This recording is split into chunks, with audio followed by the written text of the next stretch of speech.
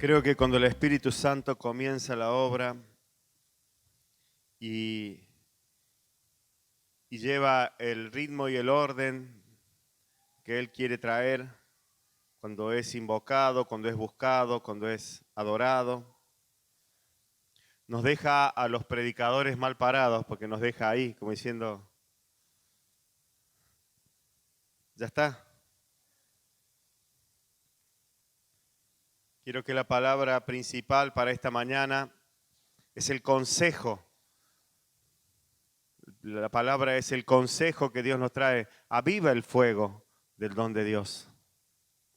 Quizás alguno dice, bueno, pero yo no sé. Vamos a hacer un discipulado de saber cuál es el... Aquello a lo que Dios te llamó es muy simple.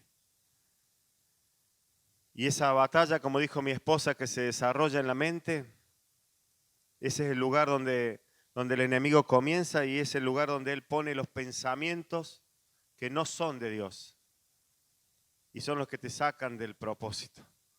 Yo pienso que, a mí me parece que debería, yo tengo ganas de esto, a mí no me gustó esto. Cuando empezó eso a operar en tu mente, lo más probable es que estés pronto a salir del propósito de Dios.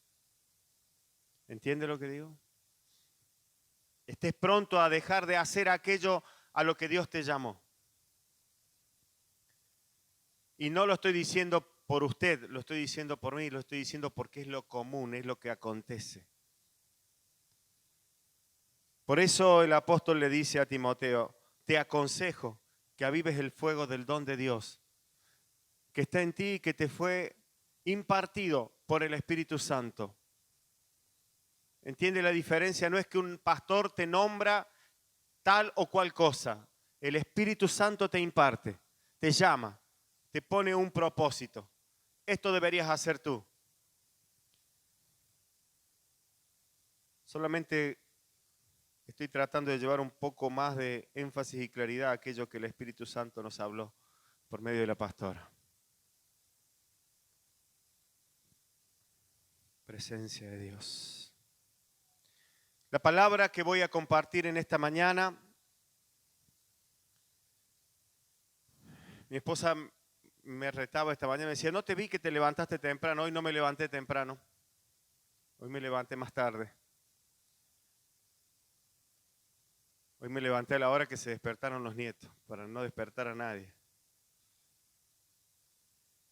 Pero ayer a la tarde estaba mi alma ocupada y preocupada por lo que Dios quería hablarnos, porque hay algunas cosas que me preocupan,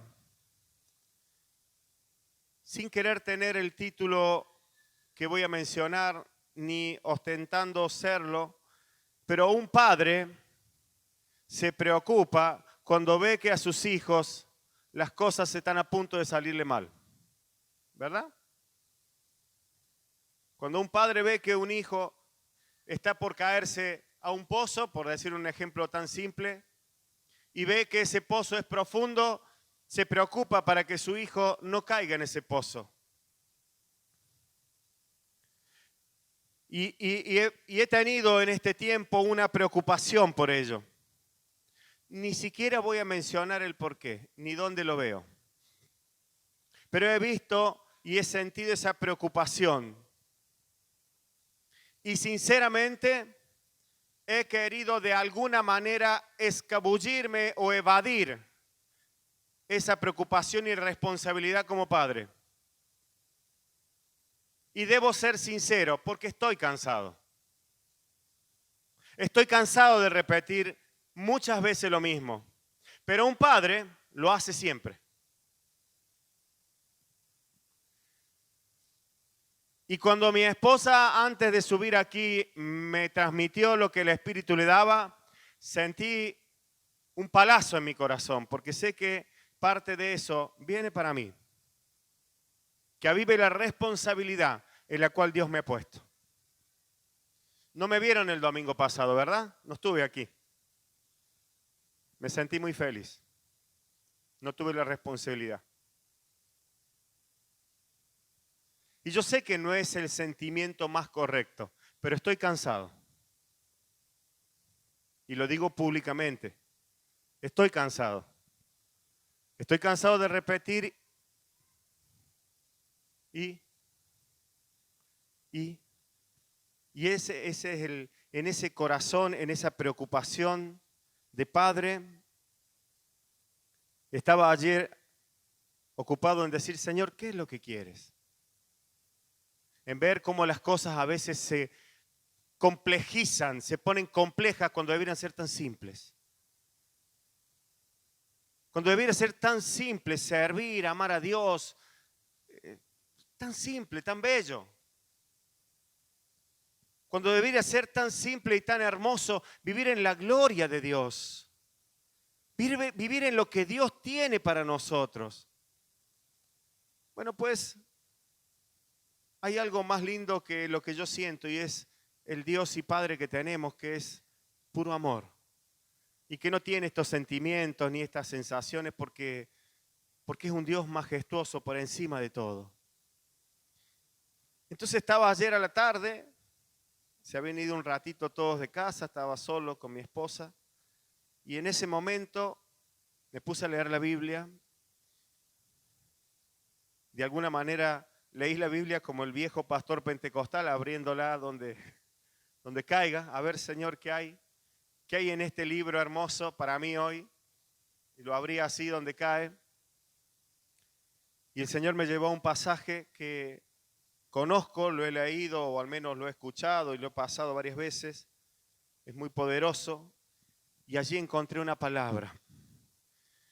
Y cuando Dios me empezó a hablar esta palabra, dije, Señor, ¿estás seguro? Sí, estoy seguro, me decía el Espíritu Santo. Esta es la palabra. Esta es la palabra para volver a vivir lo que mi esposa acaba de ministrar en una primera instancia, en un primer paso necesario para entrar en el segundo paso, en aquello que Dios quiere hacer. Y hay una cosa que Dios quiere hacer y es llevarnos una gran libertad. Y para llegar a esa gran libertad hay cosas que tenemos que entender y saber. Y hay un ejemplo maravilloso aquí en el primer libro de Reyes, capítulo 17. Y vamos a leer el verso 1 en adelante, pero en realidad a donde nos vamos a detener y vamos a aprender y a tomar lo que Dios nos enseña es a partir del versículo 8. Y acá vamos a encontrar una palabra profética. Y es una palabra profética porque esta palabra está inspirada en la vida de un profeta. Se dice bíblicamente en el estudio general de la Biblia y aún se decía en aquellas épocas en que Jesús estaba que el espíritu del profeta era el espíritu de Elías. Se lo toma Elías como el padre de los profetas, por así decirlo. Que cuando alguien tiene espíritu de profeta, don de profeta, el espíritu de Elías está en él. Porque este hombre fue un hombre que vivió proféticamente. Y a veces cuando leemos y decimos, ¿cómo era proféticamente? ¿Qué es lo que era? Era un hombre que vivía haciendo lo que escuchaba decir a Dios.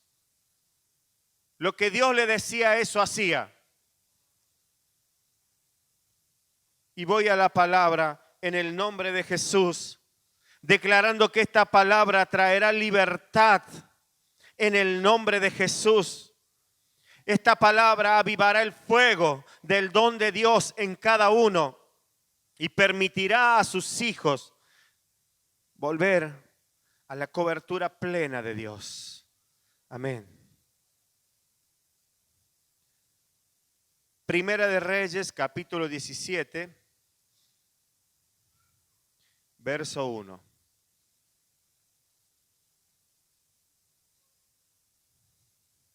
El título en este capítulo dice, Elías predice la sequía.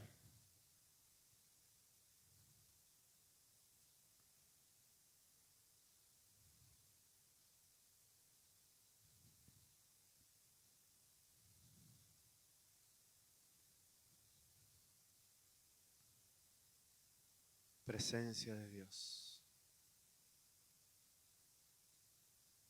Presencia de Dios. Esta historia que voy a leer, estos acontecimientos que voy a leer, acontecen en un tiempo en que la iglesia, y no es que esté cambiando el significado de la Biblia, estoy poniéndola en tiempo actual, en que el pueblo de Dios, los hijos de Dios, Israel, aquellos que eran gobernados o pertenecían, escogidos por Dios, por eso digo la iglesia. Esta historia acontece en un tiempo en que la iglesia se portaba muy mal, para hablarlo en términos claros. Acontece en un tiempo en que el pueblo de Dios iba detrás de cualquier cosa menos de Dios. Iba detrás de los dioses paganos, iba detrás de Acera, de Baal.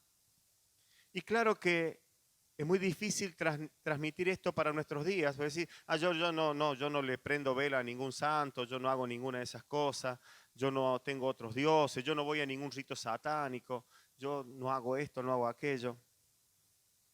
Pero creo que el Espíritu Santo nos va a hacer saber que hay tiempos en que la iglesia, y cuando hablo de iglesia hablo de mí, de usted, de nosotros, vamos detrás de aquello que ponemos en primer lugar. Y cualquier cosa que ocupe el primer lugar lo desplaza a Dios. Cualquier cosa que ocupe el primer lugar en tu vida lo desplaza a Dios. Por eso el primer mandamiento dice, amarás a Dios sobre todas las cosas.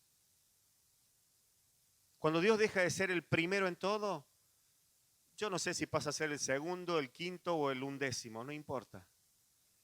Pero es un pueblo que deja de hacer, es una persona que deja de hacer la voluntad de Dios.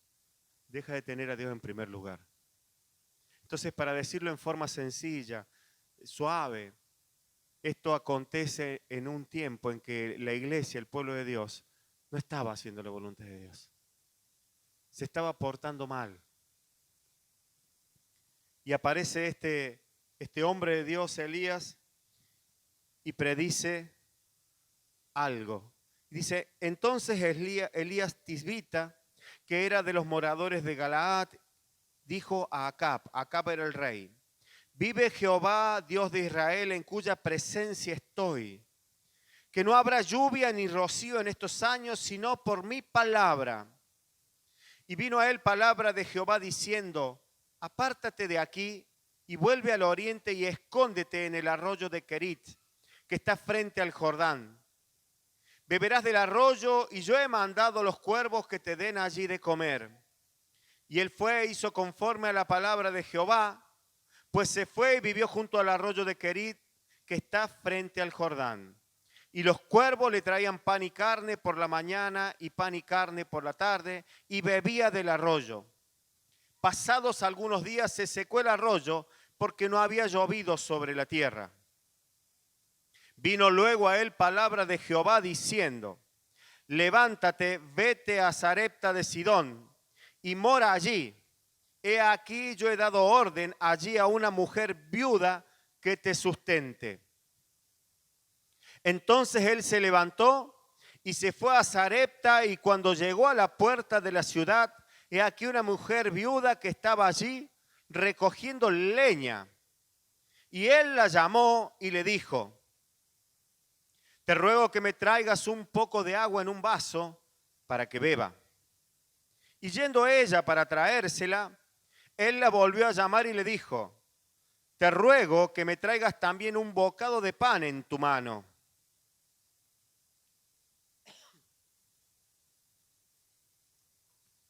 Y ella respondió, vive Jehová tu Dios, que no tengo pan cocido, solamente un puñado de harina tengo en la tinaja y un poco de aceite en una vasija. Y ahora recogía 2 leños para entrar y prepararlo para mí y para mi hijo,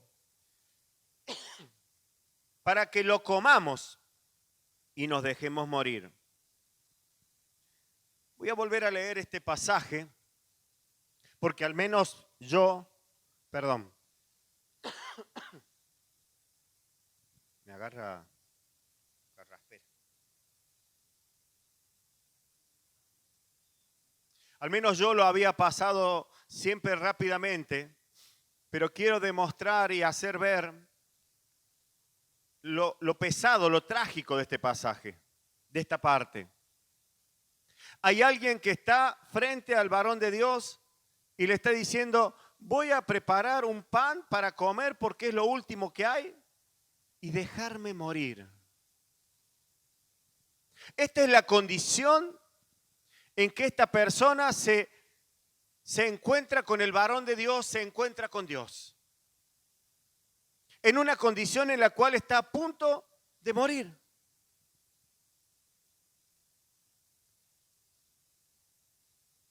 Entonces, seguimos en el 13. Elías le dijo, no tengas temor, ve, haz como has dicho, pero hazme a mí primero de ella una pequeña torta cocida debajo de la ceniza y tráemela. Y después harás para ti y para tu hijo. Porque Jehová Dios de Israel ha dicho así, la harina de la tinaja no escaseará, ni el aceite de la vasija disminuirá, hasta el día en que Jehová haga llover sobre la faz de la tierra. Entonces ella fue e hizo como le dijo Elías, y comió él y ella y su casa muchos días. Y la harina de la tinaja no escaseó, ni el aceite de la vasija menguó, conforme a la palabra que Jehová había dicho por Elías. Después de estas cosas aconteció que cayó enfermo el hijo del ama de la casa. Y la enfermedad fue tan grave que no quedó en él aliento. Y ella dijo a Elías, ¿qué tengo yo contigo, varón de Dios? ¿Has venido a mí para traer a memoria mis iniquidades y para hacer morir a mi hijo? Él le dijo, dame acá tu hijo. Entonces él lo tomó en su regazo y lo llevó al aposento donde él estaba y lo puso sobre su cama. Y clamando a Jehová dijo, Jehová Dios mío, aún a la viuda en cuya casa estoy hospedado, ¿has afligido haciéndole morir a su hijo? Y él se tendió sobre el niño 3 veces y clamó a Jehová y dijo, Jehová Dios mío, te ruego que hagas volver el alma de este niño a él. Y Jehová oyó a Elías y el alma del niño volvió a él y revivió. Tomando luego Elías al niño, lo trajo del aposento a la casa y le dijo a su madre y lo dio a su madre y le dijo a Elías, mira, tu hijo vive. Entonces la mujer dijo a Elías, ahora conozco que tú eres varón de Dios y que la palabra de Jehová es verdad en tu boca. Amén. Hay algo sobre lo que me quiero detener y leí toda la historia para que entendamos el contexto. Pero hay algo sobre lo que me quiero detener y es sobre lo que acontece con esta viuda y lo que acontece con lo que Dios le plantea delante. Fíjese que cuando comienza el relato de que Elías va a la viuda, es Dios el que le dice, yo he preparado, yo ya he visto, yo ya he puesto una viuda para que te sustente allí donde vas a ir. Fíjese que Elías es usado por Dios para predecir una sequía que venía a causa de la rebelión, por así decirlo, del pueblo. Pero él también es afectado por esa sequía. Porque él también se queda sin agua. Fíjese que esto te está hablando que las realidades que acontecen, no estás exento, pero sí estás guardado. Y entonces es el propósito que Dios pone en esta viuda para sustentar a Elías. No sé si me está entendiendo. Sin embargo, esta mujer seguramente dijo, bueno, vamos a creer. Seguramente creía en Dios, seguramente no discutía cuando veía algo que Dios le ponía enfrente, pero sufría consecuencias porque tenía una escasez total, no tenía más harina, no tenía más aceite y ya no tenía más sustento. Ya estaba a punto de morir. Y aparece el varón de Dios. ¿Qué le parece si yo llego a su casa y le digo, mira, vengo a buscar la ofrenda, el diezmo, todo lo que no, los dinero que tenés y quiero que me hagas un guiso? Y usted dice, si este hombre supiera que todo lo que tengo en la alacena es para comer mañana y supiera las necesidades que yo tengo y supiera esto, no me pediría nada. Y esta mujer creo que en su respuesta le está diciendo a Elías, no tengo nada para darte. Solo tengo esto y voy a cocinarlo y ya está, y no tengo más. Porque había un caos en la tierra. Había sequía, habían pasado mucho tiempo de sequía. No había sustento, no había una economía favorable. Y Elías le vuelve a reconvenir, le vuelve a decir, le dice, mira, te digo que hagas esto, dame un poquito. Fíjese esa palabra, poquito. Porque Dios pesa el corazón con poquito. No voy a poder dejar de decirlo, pero es la primera vez en muchos años, exceptuando la pandemia que fue un paréntesis, en que no he podido ir a los mayoristas a comprar juguetes para los niños a mano suelta. No he podido.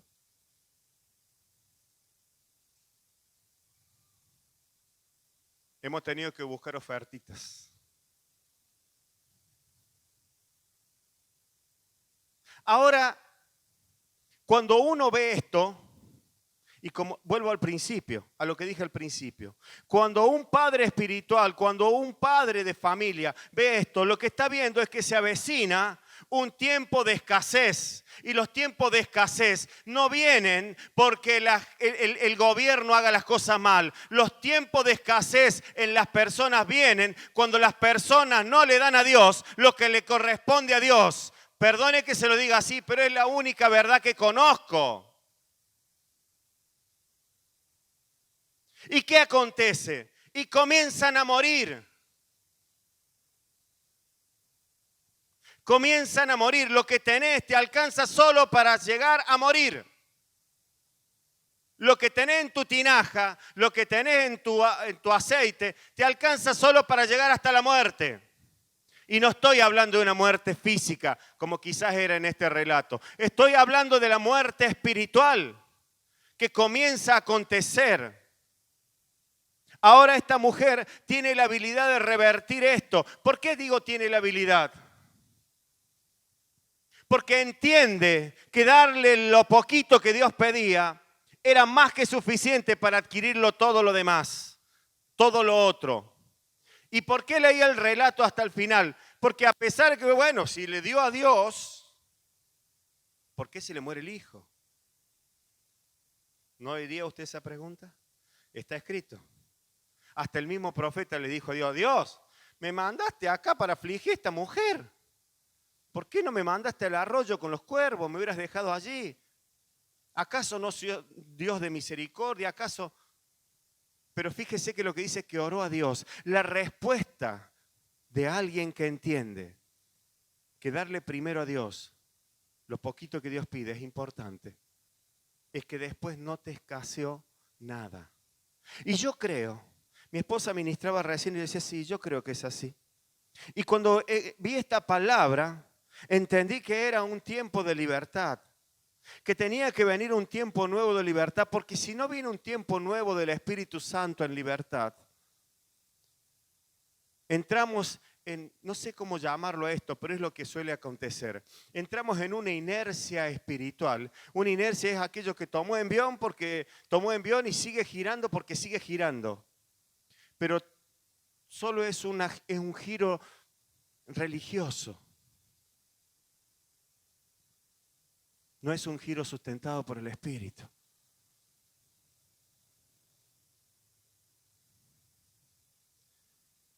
Es muy difícil estar parado aquí.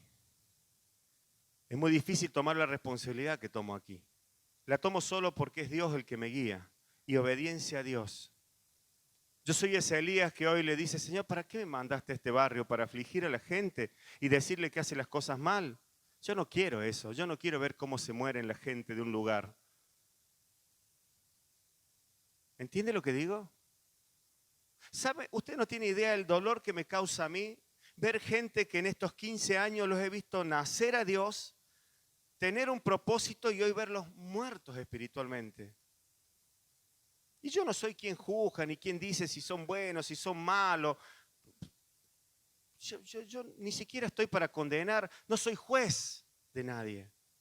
Pero veo cómo se mueren espiritualmente. Y le planteo, Dios, con mi esposa nos hemos planteado muchas veces, ¿acaso nos mandaste para afligir a la gente? Porque yo sé que aquel que escucha la verdad de Dios, que le es impartida la verdad de Dios, como a Timoteo, ¿usted se cree que el consejo de Pablo al hijo Timoteo es un consejo de que si querés, fijate y tenés ganas? Le está dando un consejo porque si no toma ese consejo, sabe Pablo que el fin de ese Timoteo es muerte. Va a entrar en pensamiento tras pensamiento tras pensamiento y va a entrar a manejarse en un ámbito de carne y no de espíritu. Y va a dejar de ver la gloria de Dios. Y yo sé y hemos experimentado y lo vivimos a diario que cuando alguien deja de mirar la gloria de Dios, comienza a vivir la realidad adánica. ¿Sabe cuál es la realidad adánica? Aquello que Dios le dice a Adán cuando desobedece. Ahora ganarás el pan con el sudor de tu frente. Es el sufrimiento para cada cosa que tengas. Vas a tener 1.000.000 en la mano, pero vas a sufrir 1.000.000 de problemas. El 1.000.000 lo vas a tener. Porque si te esforzas demasiado lo vas a tener. Ayer hablaba con un hermano, una hermana, y le podía transmitir algo y me reconvenía en lo mismo que lo estaba viviendo.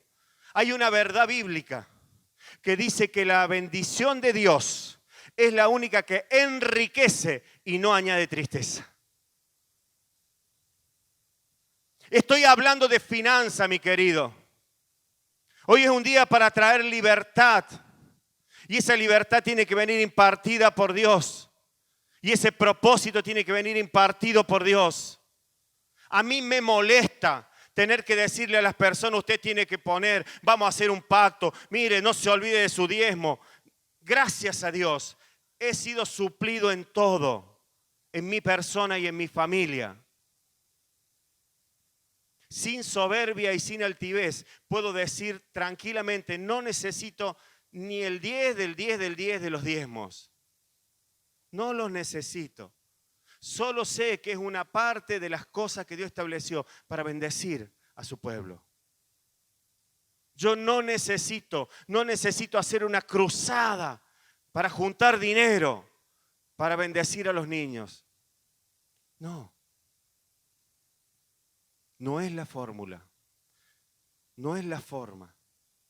Este es el secreto. Lo que esta mujer hizo. El profeta le dijo, haceme una pequeña parte, una tortilla a mí. Y después, cocina para vos.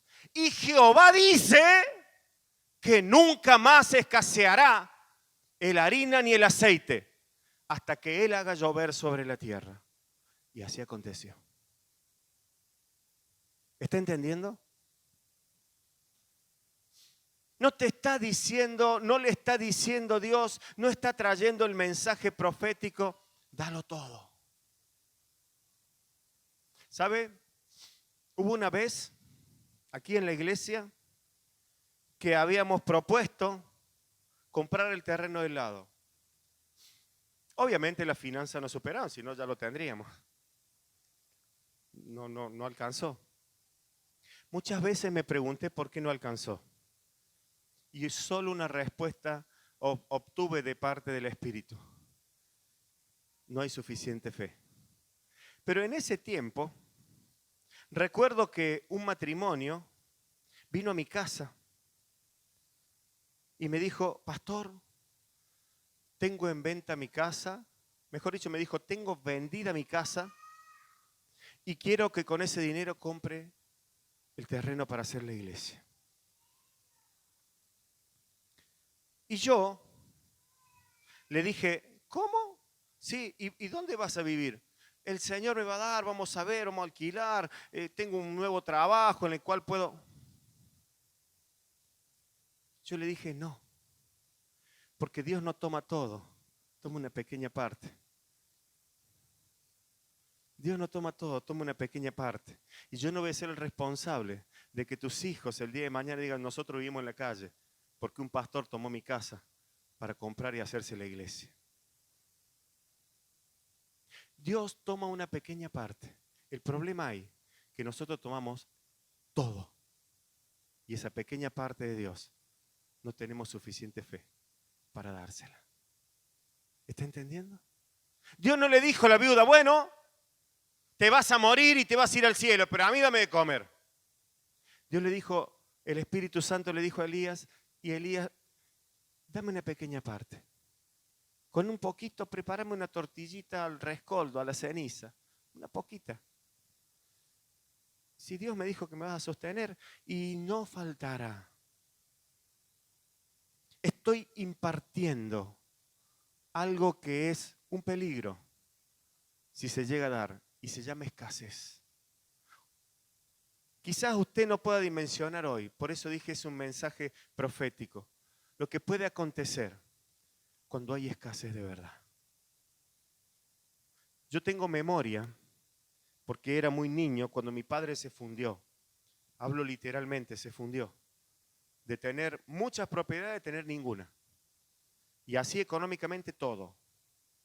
De pasar a vivir, yo hasta los 5 años fui un niño que iba al colegio, iba al club a hacer deportes, tenía todo lo que necesitaba, nunca me voy a olvidar, a los 5 años para Navidad me regalaron un auto de Reutemann, era en esa época, en los 70, Reutemann de Fórmula 1 grande así, a control remoto. Los control remotos antes eran más pesados, eran gigantes así.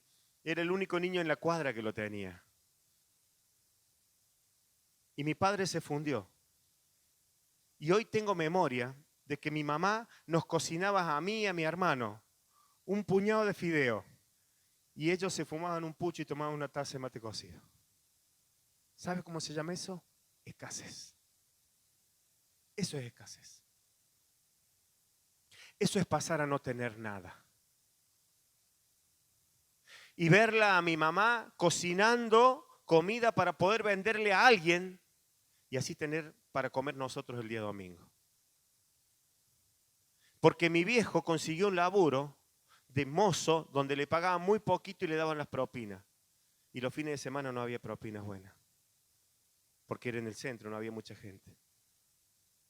Eso es escasez. Y cuando yo leí esta palabra, dije, Señor, que no entre tu iglesia en una escasez. Cuando vi que las finanzas están al límite, dije, Señor, esto significa que hay escasez. Y Dios no quiere escasez.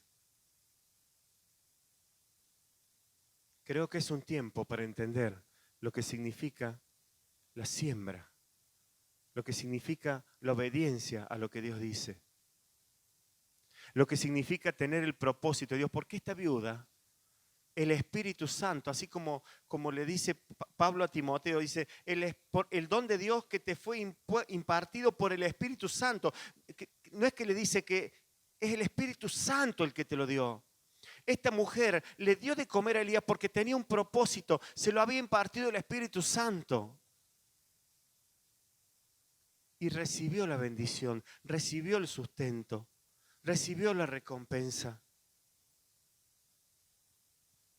Aún cuando habiendo hecho la voluntad de Dios, las cosas no le salieron tan bien, porque se le murió un hijo. Pero también ese hijo Dios se lo sustentó. Queridos míos, es tiempo de que entendamos que lo que sale de la Biblia es palabra de Dios. Es palabra de Dios. Que el propósito que Dios te pone en la vida es palabra de Dios. Que dejemos de jugar a los pensamientos, a los chismes, a las críticas, a lo que me parece, a lo que el otro hace mal o hace bien. Y entremos en la voluntad perfecta de Dios. De mi parte, estoy dispuesto a soplar las cenizas y avivar el fuego. A volver a ponerme la camiseta de pastor que a veces me la saco porque me queda pesada. Pero es necesario que entendamos el propósito de Dios. Es necesario que entendamos que debemos darle el primer lugar a Dios. Que debemos ser fieles en lo que Dios nos pone. Que esto no es un mensaje ni un lugar para venir a sentirnos emocionalmente bien. Si este mensaje es un tanto incómodo, porque nos pone en una posición incómoda. Anoche escuchaba al gran filósofo moderno, he decidido llamarlo así, Dante Gebel. Un gran filósofo. Ayer lo escuché, lo dan en Canal 9, si lo quiere escuchar la noche, lo dan en Canal 9. Yo lo sabía, ayer lo enganché. Es un filósofo, con unas filosofías majestuosas y te hacen sentir bien. Pero lo que te bendice es la palabra, no la filosofía. Lo que te sana es la palabra. ¿Sabe lo que le estoy diciendo?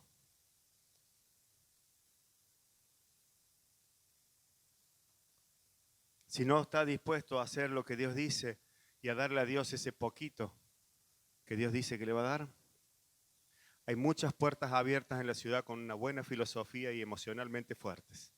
Se va a sentir bien allí. Pero si está dispuesto a vivir la gloria de Dios, si está dispuesto a vivir la bendición de Dios, hágale caso a la palabra.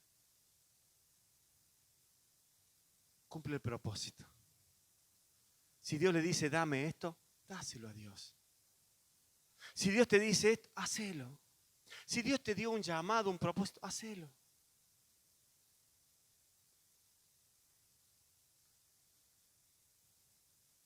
No puedo ser emocionalmente incorrecto.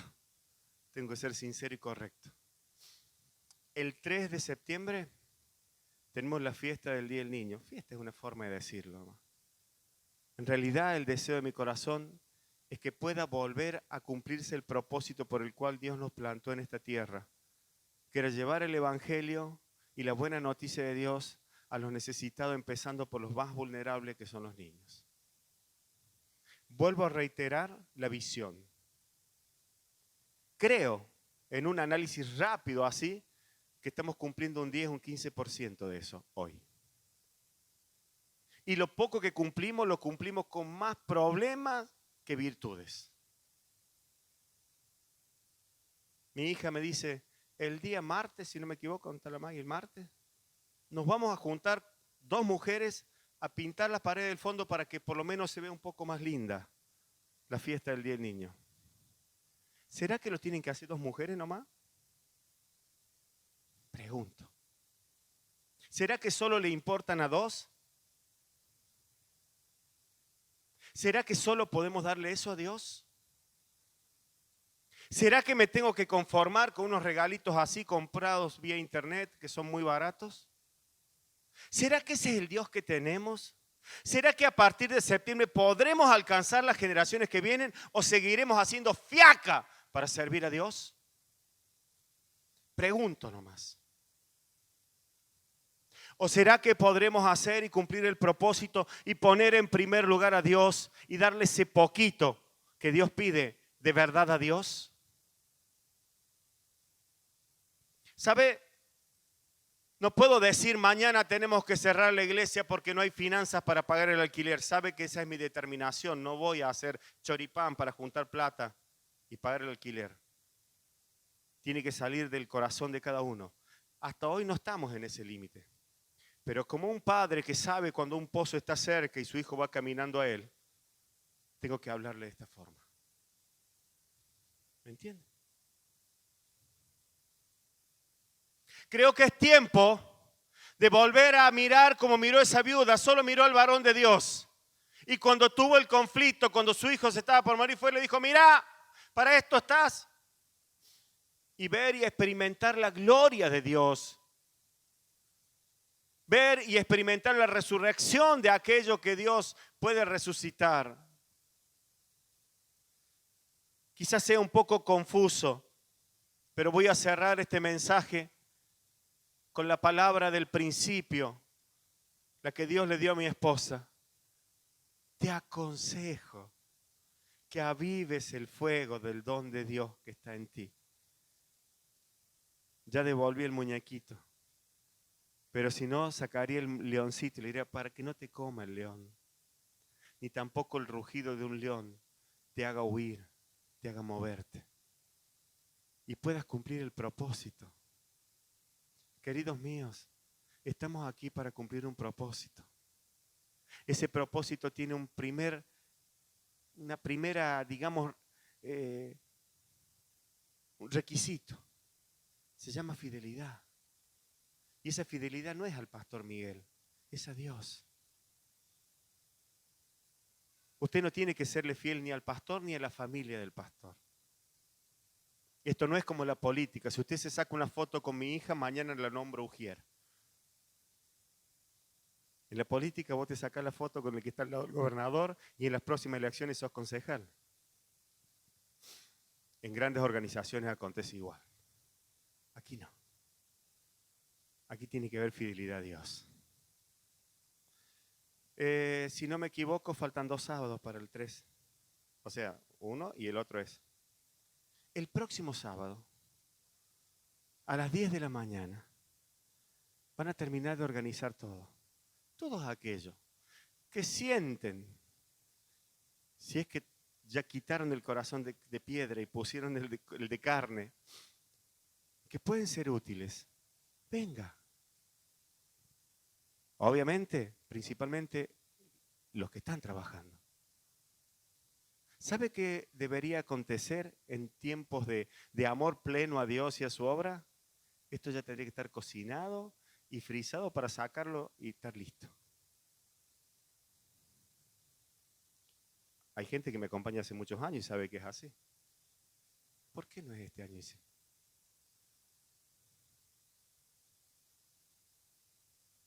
Tomo la responsabilidad por mi culpa. Tomo la responsabilidad. Porque un padre se hace responsable de sus hijos. Pero también ese padre es responsable de decirle a sus hijos, cuidado, hay un pozo. Cuidado. Espíritu Santo,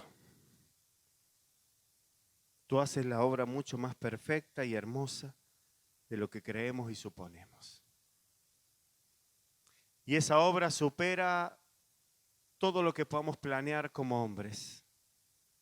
Señor, te presento en esta mañana tu iglesia, tu pueblo, y esta palabra, Dios, para que pueda comenzar a ser una palabra de verdad en el corazón de cada uno.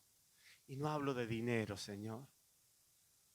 No hablo de dinero porque el dinero para ti es un chasquido de dedos. Hablo de fidelidad.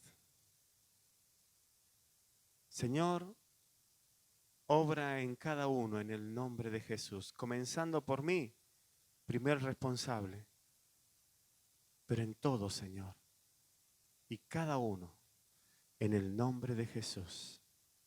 Señor, para que volvamos a cumplir el propósito por el cual fundaste esta casa, para que sean alcanzados, Dios, en el nombre de Jesús. Danos la posibilidad, por favor, Dios, de poner la mano en el arado y hacer un surco derecho, prolijo, donde la semilla que caiga lleve un buen fruto. Presencia de Dios. Presencia de Dios. Aleluya.